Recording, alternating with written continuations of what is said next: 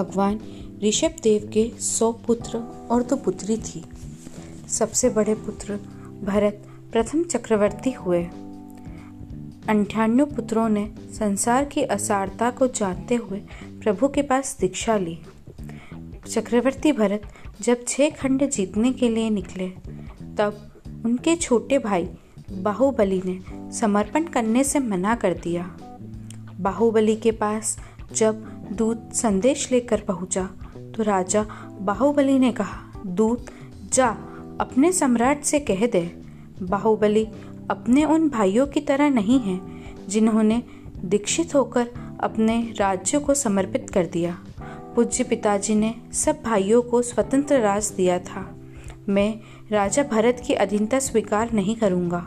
हाँ, छोटा भाई होने के नाते ज्येष्ठ भ्राता के चरणों में कभी भी कहीं भी प्रणाम करने के लिए सदैव तत्पर हूँ।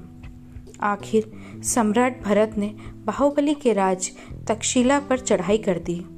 दोनों पक्षों की सेनाओं ने 12 साल तक युद्ध किया। युद्ध में भारी जनहानि को देखते हुए यह निर्णय हुआ कि मुख्यतः युद्ध भरत व बाहुबली के बीच है, तो क्यों नहीं इन दोनों के बीच ही अंतिम युद्ध हो।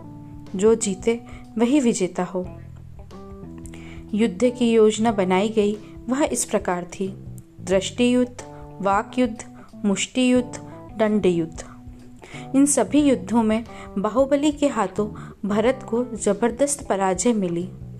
इस पराजय से उत्तेजित होकर भरत ने अपने अचूक व अंतिम अस्त्र चक्र को प्रक्षेपित किया। चारों ओर सन्नाटा छा गया, हाहाकार मच गया। सभी यह जानते थे कि इसका वार कभी भी खाली नहीं जाता। बाहुबली के पक्षघरों ने चक्र को रोकने की पूरी कोशिश की, पर असफल रहे। चक्र आगे बढ़ता गया, पर भरत के ही परिवार के सदस्य एवं चरम शरीरी के होने के कारण चक्र रत्न भी बाहुबली की प्रदक्षिणा करके लौट गया। बाहुबली की इस विजय से गगन विजय घोषों से गूंज उठा। बाहुबली ने रुष्ट होकर जब भरत पर प्रहार करने के लिए मुष्टि उठाई, तब सबके दिल कांप गए।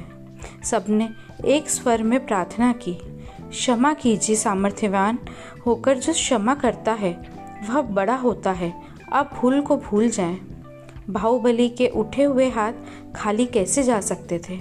उन्होंने अपने उठे हुए हाथों को ही अपने सिर पर रखा, बालों का लोच किया और श्रमण निर्गंथ बन गए। छोटे भाइयों को वंदन कैसे करूं, इस अहम भावना से प्रेरित होकर बाहुबली भगवान ऋषभ देव की सेवा में उपस्थित नहीं हुए। वहीं पर उत्कृष्ट साधना में लग गए। 1 वर्ष बीत गया। अडोल ध्यान अवस्था में, न भोजन न पानी, फिर भी केवल ज्ञान की प्राप्ति से दूर थे। भगवान ने यह स्थिति समझ दोनों पुत्रियों साध्वी ब्राह्मी व साध्वी सुंदरी को भेजा। दोनों की युक्ति युक्त बात से बाहुबली समझे और वंदन हेतु प्रस्थान करते ही उन्हें केवल ज्ञान प्राप्त हो गया। सम्राट भरत को एक छत्र राज मिल जाने के बाद भी भीतर में शांति नहीं थी। उन्हें इस बात का दुख था कि राज्य सुख के लिए मैंने अपने सभी भाइयों को खो दिया। शासन करते हुए भी भरत के मन में अब कोई आसक्ति नहीं थी। एक दिन कांच के भवन में अनित्य भावना में उन्हें केवल ज्ञान प्राप्त हो गया।